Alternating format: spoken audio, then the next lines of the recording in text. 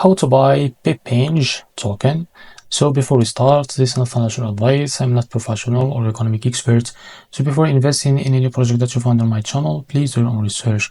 Now, before going and buy this token, make sure to check the X account and keep following the updates about this token. Now, this token, as you can see, it's available on the screener.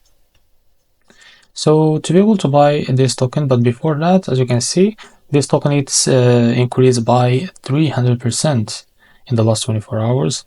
So to be able to buy this token, just copy the token address from here, and remember this token is under the Solana network. Now open your Phantom wallet. For that, click on swap and make sure you have enough Solana in your wallet. Now click here and paste the token address, as you can see.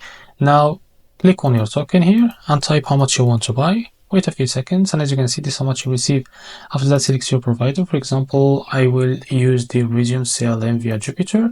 After that, read all of that information here and click on swap, and you will be redirected to Jupiter provider page to be able to buy this token. Now, if you face any issues after that, just go back to this page, switch the sleep hash from here or custom it, and you will be able to buy this token. So this is how to buy the PEPENG token. If you find this video helpful, please like and subscribe. See you in the next video.